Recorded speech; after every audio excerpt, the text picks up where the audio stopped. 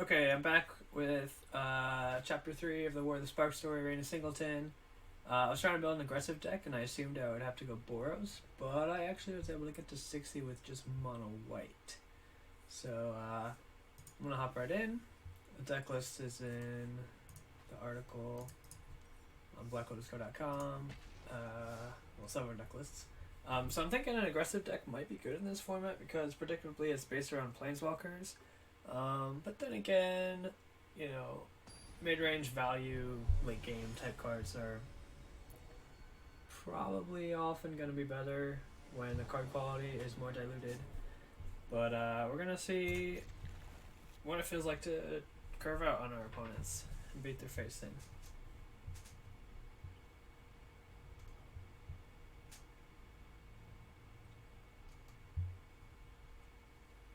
This hand looks solid if we find a 3-drop. I mean, it's pretty close either way. I played quite a few planes in this deck because it does go higher in the curve than a traditional white Weenie standard deck, and also there just weren't that many good cards left to play that I could find. You can definitely add a second color to an aggressive deck, but your mana will be worse. Like all of the double cost cards, you might not be able to cast them. It's like playing a limited deck, except in Constructed it's more punishing when you have to skip a turn or two on playing your best card. So there are advantages of playing mono white, and that's not even considering cards like Benalish Marshal or Goblin Chain Whirler for red decks, which are some of the most powerful cards you could play that you can't really play in a 2-color aggressive deck in this format. Because there's only like 3 or 4 dual lands, and half of them come to play tapped. So your mana base is a lot of basic lands. You can commit to slower multicolor decks if you base it around green and include the color fixing, but for aggressive decks you have to stick to 1 or 2 colors. Okay, looking solid.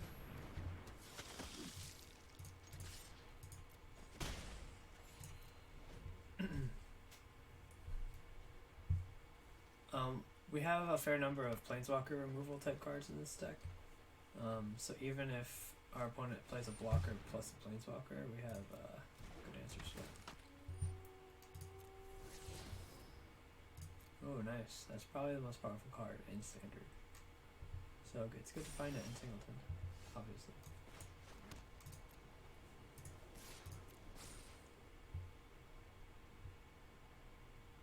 Block.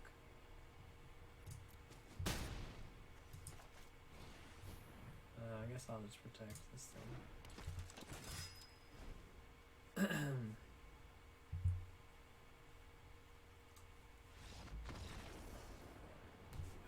My guess is our opponent missed on land, but they could have just been there committed right forward, so a little greedy there. Counts as a win, but yeah, we'll move on.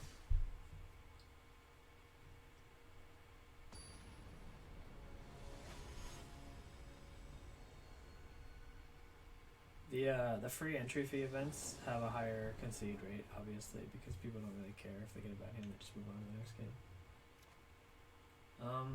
Sand's nothing fast, but it's got 3 lands before spells, so I guess we're going with it.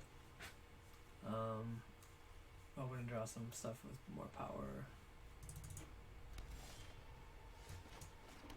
Another aggressive deck I want to try is either Selesnya or Naya, like token kind of strategies. Like there's a lot of Convoke cards. There's a fair number of AoE buff effects. So I don't know, I think there's enough.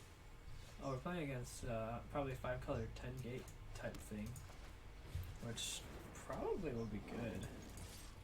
You can only play 10 gates, but I don't know, that's almost half your mana. It's a powerful card, but they missed on land.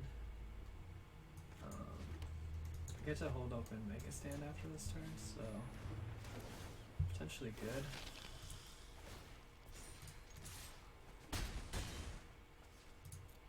We'll Let's see if this Baffling End ever does anything.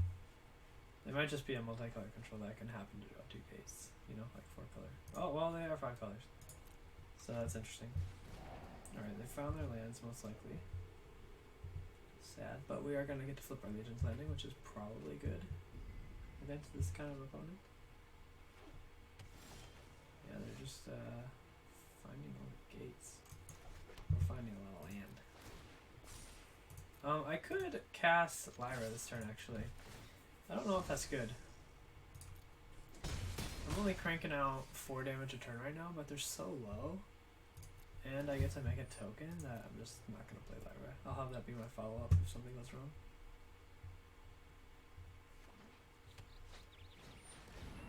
Setting up mana.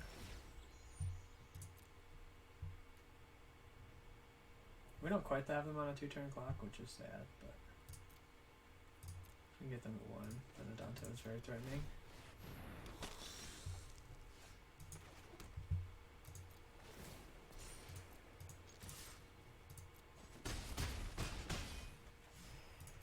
Okay.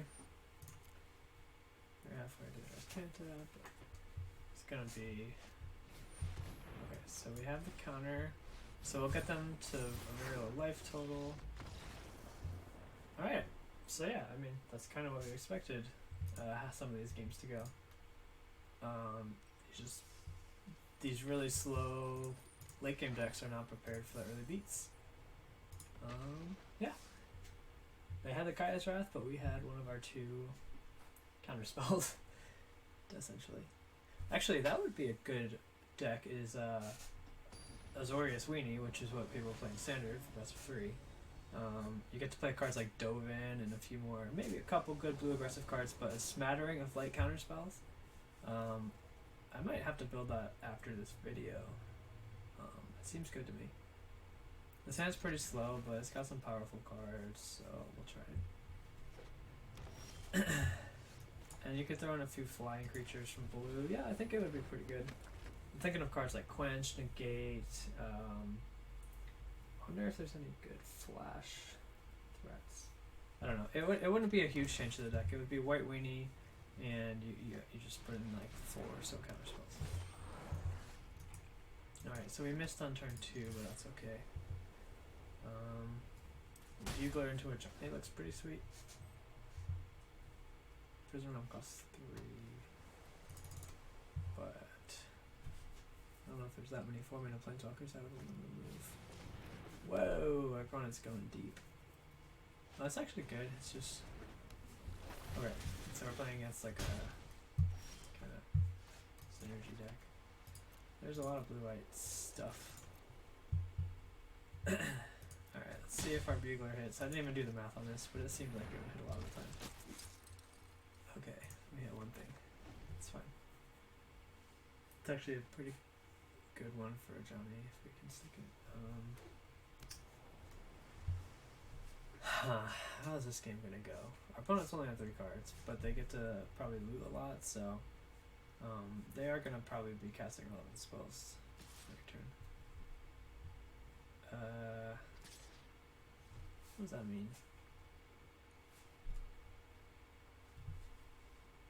They're probably playing instants and sorceries, like if some soul counters. So my creatures are so important to have in play that I won't block, because I want to get the full bonus off this of Johnny Plus.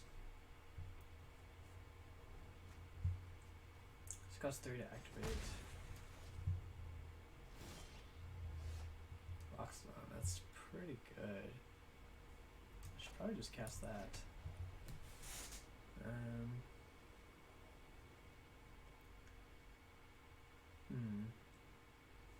I think I have to cast the Lockstone. Just gets us so much on the board.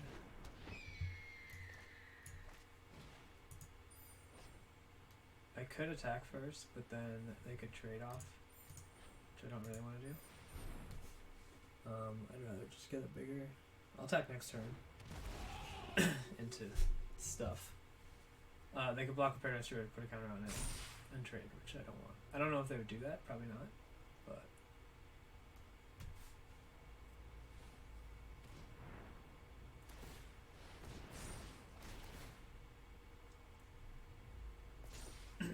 hoping they don't have like dive down or whatever, because I will probably have to end up prison roaming this Benthic Pyromancer soon enough. But I don't know. Hard to dislike this spot too much. Filtering some lands out for our opponent.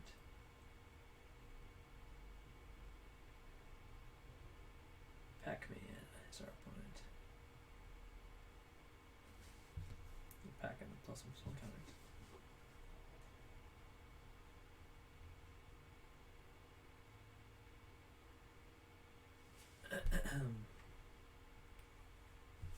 I don't know. I don't think playing a Johnny that previous turn would have been better. Because I think the 4/4 will be able to attack for a while.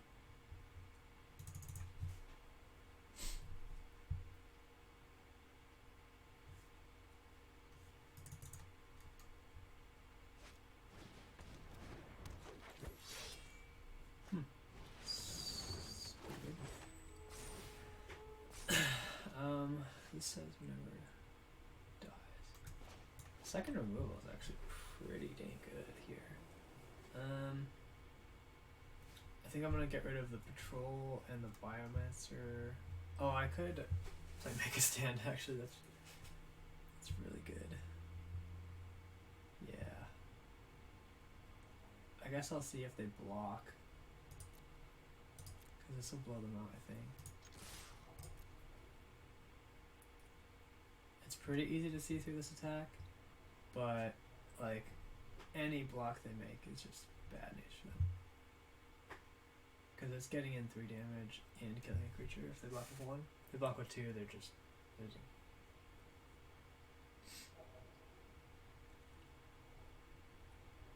Like if I can play make a stand as a removal spell here, that's good because the other 2 removal spells are guaranteed to work. Whereas make a stand needs to turn when it tapped out like this. Okay, so I'm happy to push damage and kill it.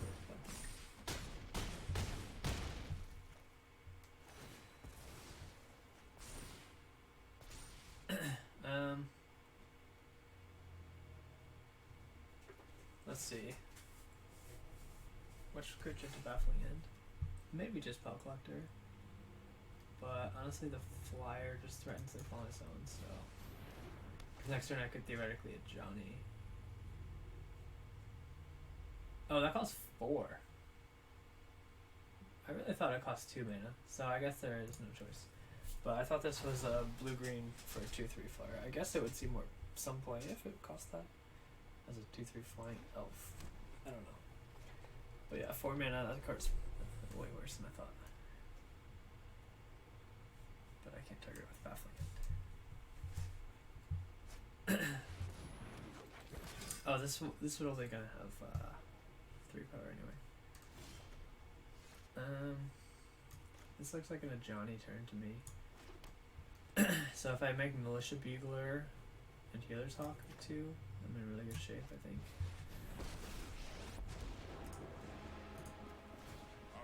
Now, yeah, that does it. Because the Healer's Hawk is putting him in a bad spot, and then the other creatures all trade well. So yeah, we're 3-0 with this white deck. I think I'm gonna end this video so that I can work on the Azorius version, which seems like this deck seems actually better than I thought it would.